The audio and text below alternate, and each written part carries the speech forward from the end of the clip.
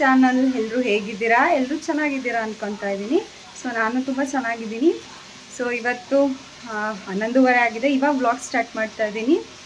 ಪಲ್ಯ ಮಾಡ್ತಾಯಿದ್ದೀನಿ, ತೊಂಡೆಕಾಯಿ ಪಲ್ಯ. ಇದು ಫಂಕ್ಷನಲ್ಲಿ, ದೇವಸ್ಥಾನ ಪ್ರಸಾದಗಳಲ್ಲೆಲ್ಲ ಭಾಳ ಬ್ರಾಹ್ಮಿನ್ಸ್ ತುಂಬ ಮಾಡ್ತಾರೆ ಈ ಥರ. ಸೊ ಆ ರೆಸಿಪಿನ ನಾನು ನಿಮ್ಮ ಜೊತೆ ಶೇರ್ ಮಾಡ್ಕೊತೀನಿ. ಸೊ ನೋಡಿ ಹೇಗಾಗುತ್ತೆ. ಆ್ಯಂಡ್ ಇವಾಗ ಆಲ್ರೆಡಿ 11:30, ತಿಂಡಿ ಆಯಿತು. ತಿಂಡಿ ಉಪ್ಪಿಟ್ಟು ಮಾಡಿದ್ದೆ. ಎಲ್ಲ ತಿಂದು ಮಕ್ಕಳು ಆಟ ಆಡ್ತಾ ಇದ್ದಾರೆ. ಸೊ ನಾನು ಮಧ್ಯಾಹ್ನ ಅಡುಗೆಗೆ ಪ್ರಿಪೇರ್ ಮಾಡ್ತಿದ್ದೀನಿ. ಮಧ್ಯಾಹ್ನ ಚಪಾತಿ, ತೊಂಡೆಕಾಯಿ ಪಲ್ಯ ಮಾಡೋಣ ಅಂತ. ಸೊ ತೊಂಡೆಕಾಯಿ ಪಲ್ಯ ರೆಸಿಪಿನ ನಿಮ್ಮ ಜೊತೆ ಶೇರ್ ಮಾಡ್ತೀನಿ ನೋಡಿ. ಸೊ ಇಲ್ಲಿ ತೊಂಡೆಕಾಯಿನ ಈ ರೀತಿ 4 ಪಾರ್ಟ್ಸ್ ಆಗಿ ಕಟ್ ಮಾಡ್ಕೊಂಡು ತೆಳ್ಳು ಕಟ್ ಮಾಡ್ಕೋಬೇಕು. ನಾನು ಈ ರೀತಿ ಉದ್ದ ಕಟ್ ಮಾಡ್ಕೊತೀನಿ. ನಿಮಗೆ ಬೇಕು ಅಂದರೆ ರೌಂಡ್ ವೀಲ್ ಶೇಪಲ್ಲಿ ಕಟ್ ಮಾಡ್ಕೋಬೋದು. 1-2 ಒಣಮೆಣಸಿನ್ಕಾಯಿ ಆ್ಯಂಡ್ ಸ್ವಲ್ಪ ಕರಿಬೇವು. ಇಲ್ಲಿ ನಾನು ಇದನ್ನು ಮಸಾಲಾನ ರುಬ್ಕೊಂಡಿದ್ದೀನಿ. ಇದಕ್ಕೆ ಏನು ಹಾಕಿದ್ದೀನಿ ಅಂದರೆ 1-2 ಸ್ಪೂನ್ಸ್ ಕಡಲೆಬೇಳೆ, ಆಮೇಲೆ ಇದು ಒಣಮೆಣಸಿನ್ಕಾಯಿ ಮತ್ತು ಕೊಬ್ಬರಿ, ಹಸಿ ಕೊಬ್ಬರಿನೇ ಹಾಕೋಬೇಕು. ಇದರಲ್ಲೂ ಅಷ್ಟೇ 1-2 ಒಣಮೆಣಸಿನ್ಕಾಯಿ, ಒಂದು ಸ್ವಲ್ಪ ಕೊಬ್ಬರಿ, ಅರ್ಧ ಬಟ್ಲಕ್ಕಿಂತ ಕಮ್ಮಿ ಕೊಬ್ಬರಿ. ಒಗ್ಗರಣೆಗೆ ಸಾಸಿವೆ, ಎಣ್ಣೆ ಹಾಕ್ಕೊಂಡು ಸಾಸಿವೆ, ಕಡಲೆಬೇಳೆ, ಉದ್ದಿನಬೇಳೆ, ಕರಿಬೇವು ಮತ್ತು ಒಣಮೆಣಸಿನ್ಕಾಯಿ ಇದನ್ನು ಸ್ವಲ್ಪ ಫ್ರೈ ಆದಮೇಲೆ ನಾನೇನು ಹೆಚ್ಕೊಂಡು ಇಟ್ಕೊಂಡಿದ್ದೀನೋ ತೊಂಡೆಕಾಯಿ,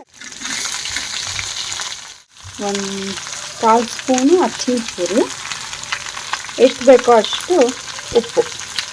ಇದಕ್ಕೆ ಒಳ್ಳೆ ಟೇಸ್ಟ್ ಕೊಡುತ್ತೆ. ಹಿಂಗೆ ಹಾಕ್ಬೇಕು.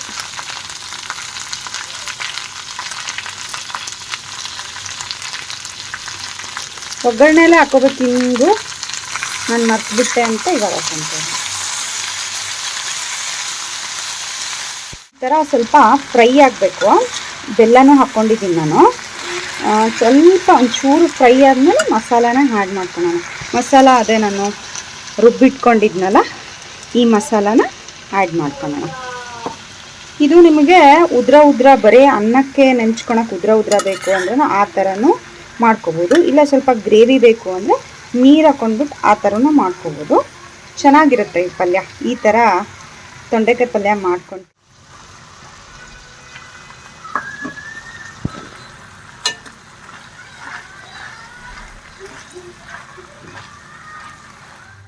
ಉಪ್ಪು ಬೆಲ್ಲ ಎಲ್ಲ ಹಾಕಿದ್ದೀನಿ. ಇವಾಗ ಇನ್ನೊಂದ್ಸಲಿ ಟೇಸ್ಟ್ ಚೆಕ್ ಮಾಡಿ ಉಪ್ಪು ಚೆನ್ನಾಗಿದೆ, ಕರೆಕ್ಟಾಗಿದೆನೋ ಇಲ್ಲೋ ಅಂತ ನೋಡಿಕೊಂಡು ಇನ್ನೊಂದು ಸ್ವಲ್ಪ ಉಪ್ಪು ಹಾಕ್ಕೊತೀನಿ. ಸ್ವಲ್ಪ ನೀರು ಜಾಸ್ತಿ ಹಾಕಿ ನಾನು ಬೇಯಕ್ಕೆ ಬಿಡ್ತಾಯಿದ್ದೀನಿ, ಸ್ವಲ್ಪ ಗ್ರೇವಿ ಥರ ಇರಲಿ ಅಂತ. ಬಿಕಾಸ್ ಇದು ಚಪಾತಿಗಲ್ವಾ, ಅದಕ್ಕೆ. ಅನ್ನಕ್ಕಂದರೆ ಉದ್ರ ಹಾಗೆ ಮಾಡ್ಕೋಬೋದು. ನಿಮಗೆ ಏನು ಬೇಕು? ಸೇ ಹಾಯ್ ವೇದ. ಡನ್. Hi, say hi. ಏನಾಯ್ತು? ಮನೆ ಯಾರು ಹಿಂಗೆಲ್ಲ ಅಳ್ದಿರೋದು? ಅಣ್ಣನ? ವೇದಲ್ಲ? ಸೊ ಯಾರೆಲ್ಲ ಫಸ್ಟ್ ಟೈಮ್ ನೋಡ್ತಾ ಇದ್ದೀರೋ, ಇವನು ನನ್ನ 2ನೇ ಮಗ ನಿವೇದ್ ಸಿದ್ಧಾರ್ಥ್. ನಾವು ಇವನಿಗೆ ಏನಂತ ಕರಿತೀವಿ? ವೇದು ಏನಂತೀವಿ? ಹಾಂ, ಇಲ್ಲಿ ಇವ್ರು ಬಂದರು. ಇವ್ರು ಯಾರು? Say hi Appu. Hi. What's your name? Gunav. Only ಗುಣವ್?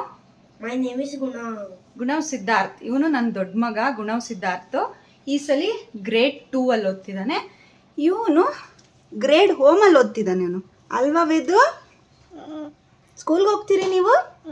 Will you go to school? ಆನೆ ನೋಡೋಕೆ ಹೋಗ್ತೀರಿ? Say bye. Take care. ಕಿಸಿ ಬಾಯ್. ನೋಡಿ ರೆಡಿ ಆಗಿದೆ ಪಲ್ಯ. ನಾನು ಚಪಾತಿಗೆ ಅಂತ ಈ ಥರ ಸ್ವಲ್ಪ ಗ್ರೇವಿ ಥರ ಮಾಡಿದ್ದೀನಿ. ನೀವು ಬರೀ ಅನ್ನಕ್ಕೆ ನೆಂಚ್ಕೊಳಕ್ಕೆ ಅಂದರೆ ಸ್ವಲ್ಪ ಉದ್ರ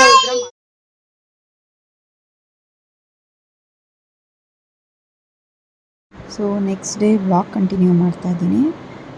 ಬೆಳಗ್ಗೆನೇ ನನ್ನ ಮಗನಿಗೆ ಎಣ್ಣೆ ಹಚ್ತೀನಿ.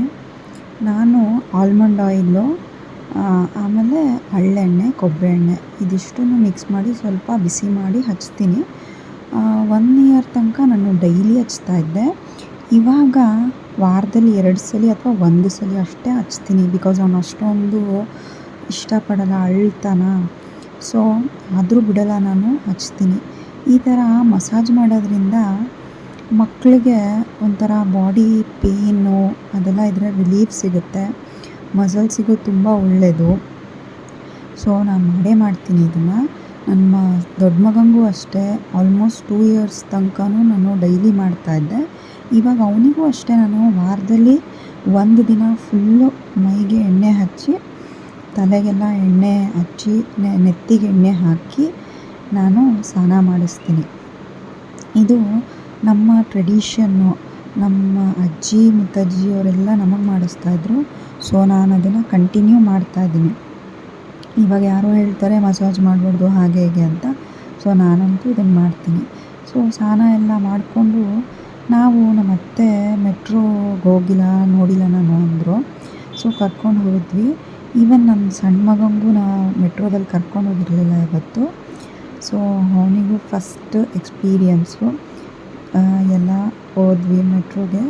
ನಾವು ಅತ್ತಿಗುಪ್ಪೆ ಮೆಟ್ರೋ ಸ್ಟೇಷನ್ನಲ್ಲಿ ಹತ್ಕೊಂಡ್ಬಿಟ್ಟು ಅಲ್ಲಿಂದ MG ರೋಡ್ಗೆ ಇಳಿದು, ಸೊ MG ರೋಡಲ್ಲಿ ಸುಮ್ಮನೆ ಸ್ವಲ್ಪ ಅಡ್ಡಾಡಿಕೊಂಡು ಅಲ್ಲಿ ಚಾಟ್ಸ್ ಎಲ್ಲ ತಿಂದ್ಕೊಂಡು ವಾಪಸ್ ಮನೆಗೆ ಹೋದ್ವಿ.